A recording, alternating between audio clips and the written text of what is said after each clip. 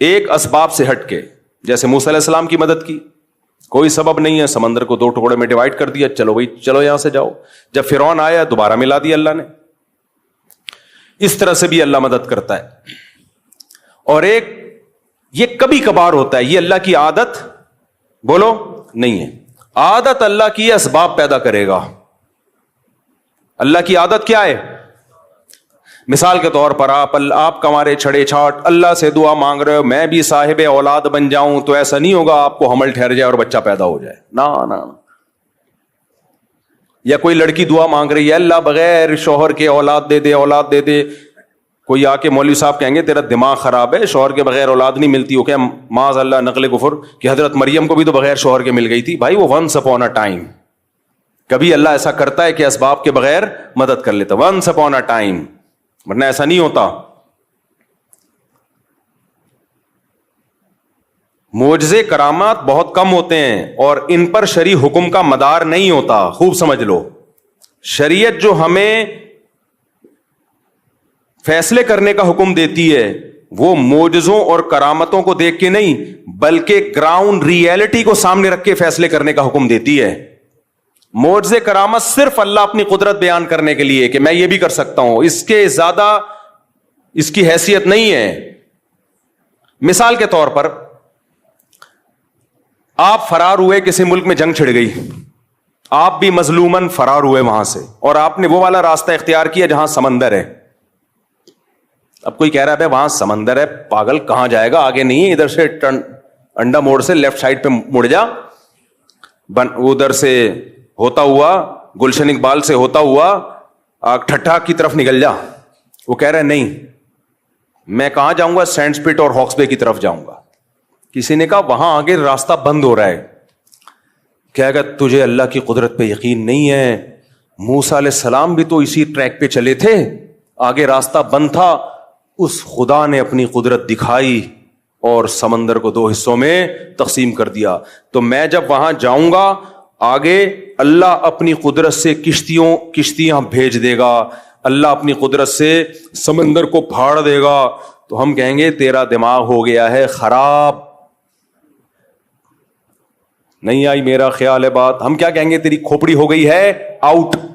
ہم کہیں گے بھائی موسیٰ علیہ السلام جان کر اس راستے پہ نہیں چلے تھے, بھول گئے تھے راستہ. چلے تو وہ اس ٹریک پہ تھے جو خشکی کا راستہ جاتا ہے, وہ راستہ ہی بھول گئے, بس اللہ نے اپنی قدرت دکھانی تھی. کہ نہیں تم اللہ کی قدرت کے منکر ہو, کیا اللہ سمندر کو 2 حصوں میں تقسیم نہیں کر سکتا؟ بھائی کر تو سکتا ہے,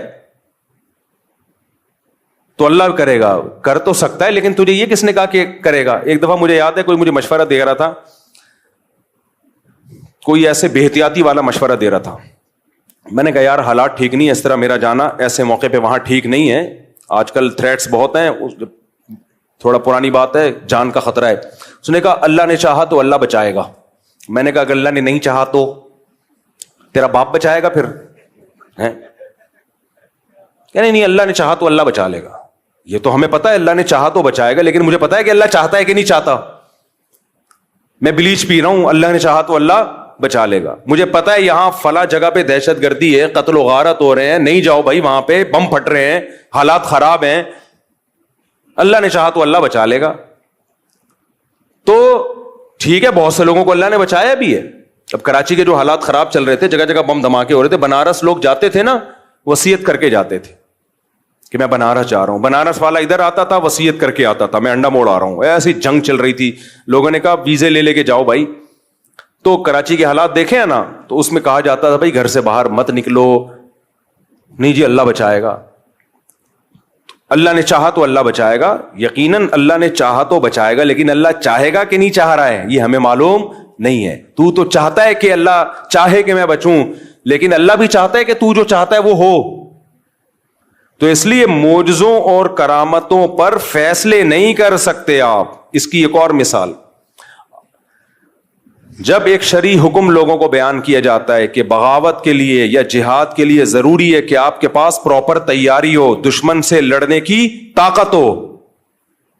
اس طاقت کے بغیر آپ کو نہ جنگ کرنے کی اجازت ہے نہ مسلح بغاوت کی اجازت ہے. جب تک آپ کے پاس پاور نہیں ہے, سامنے ٹینک ہیں, آپ کے پاس اس کے مقابلے میں نہ ٹینک ہے، نہ جہاز ہے، کچھ بھی نہیں ہے، تو آپ کیسے بغاوت کرو گے؟ لوگ کہتے ہیں بدر میں کیسے ہو گیا تھا، 313 نے 1000 سے مقابلہ کیا، اور خالد ابن ولید نے 60 سے 60,000 کا حصار توڑا۔ بھائی بدر میں 313 کا جو 1000 سے مقابلہ تھا وہ نبی کے ارادے سے نہیں تھا، وہ تو کسی اور ارادے سے نکلے تھے، تو مشرکین نے اچانک 1000 کا لشکر لے کے آ گئے، تو وہ تو اس کے علاوہ کوئی راستہ ہی نہیں تھا،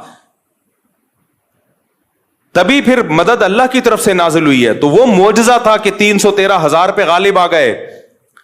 نبی خود 313 کو لے کے مکہ پہ چڑھائی کے لیے کبھی بھی نہیں نکلے، نبی مکہ پہ چڑھائی کے لیے اپنے ارادے کے ساتھ اس وقت گئے ہیں جب 10,000 کا لشکر تیار ہوا ہے، پھر آپ نے مکہ پہ اٹیک کیا ہے۔ سمجھ میں آ رہی ہے بات کہ نہیں آ رہی ہے؟ دیکھو 13 سال مکہ میں آپ نے جہاد نہیں کیا، کچھ لوگ کہتے ہیں ایمان نہیں بنا تھا، نا اس وقت کا جو ایمان تھا وہ بعد میں اس لیول کا ایمان تو کبھی بن ہی نہیں سکتا، کیونکہ قرآن کہہ رہے جو ہجرت سے پہلے ایمان لے آئے نا ان کا ایمان سب سے تگڑا ہے۔ بلال حبشی کا ایمان رضی اللہ عنہ، ابو بکر کا ایمان، عمر بن خطاب کا ایمان، سیدنا علی کا ایمان، سیدنا عثمان کا ایمان، سیدنا عبداللہ بن مسعود کا ایمان، یہ وہ لوگ تھے جب اسلام انتہائی کمزور تھا، ایسے پاورفل ایمان والے لوگ تھے یہ، اس وقت منافق کا تصور ہی نہیں تھا، لیکن آپ نے جہاد کیا اس 13 سال میں؟ بولو صبر صبر صبر صبر کی تلقین۔ اتنا ظلم ہوا ہے، خباب ابن ارت رضی اللہ تعالیٰ عنہ نبی کے پاس آئے کہ مجھے میرا مالک جو ہے آگ کے انگاروں پہ لٹاتا ہے، اور اتنے بڑے بڑے کھڈے پڑ گئے تھے کمر میں، یا رسول اللہ الا تستنصر لنا، آپ اللہ سے ہمارے لیے مدد کی دعا کیوں نہیں کرتے؟ تو خباب ابن ارت یہ بھی تو کہہ سکتے تھے یا رسول اللہ آپ تلوار اٹھائیں ہم جہاد کرتے ہیں، یا نبی کہتے تلوار اٹھاؤ ہم کیا کرتے ہیں؟ جہاد۔ نہیں کیا، آپ نے فرمایا صبر کرو، ایک دن آنے والا ہے کہ ایک عورت زیور سے آراستہ ہو کے صنعاء تک چلے گی، اتنا لمبا راستہ طے کرے گی، کوئی اسے خوف نہیں ہوگا، ایسا امن دنیا میں قائم ہونے والا ہے، لیکن تستعجلون، تم جلدی کر رہے ہو، تو کیوں تلوار نہیں اٹھائی؟ اس لیے کہ بہت تھوڑے تھے اور کافر بہت زیادہ پاور میں تھے۔ گراؤنڈ ریئلٹی اور اسباب کو سب سے زیادہ فوکس اسلام کرتا ہے، تبھی تو مسلمان دنیا میں مار کھا رہے ہیں، بیٹھے ہوئے پھینک رہے ہوں گے، بس باتیں کر رہے ہوں گے، کسی بھی چیز کا کوئی سبب اختیار نہیں کرتے، نہ صحت کا سبب، بے موقع توکل۔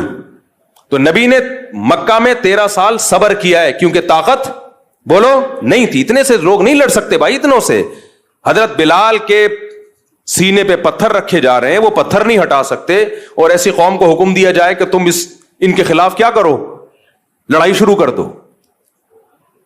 وہاں اتنا کر سکتے تھے کہ جان بچا کے مکہ سے نکل جائیں، جان بچا کے کیا کریں، یہ نکلنا بڑا مشکل تھا، مکہ والے نکلنے نہیں دے رہے تھے، اس کے لیے آپ صلی اللہ علیہ وسلم نے پلاننگ کی ہے، پلاننگ کی ہے۔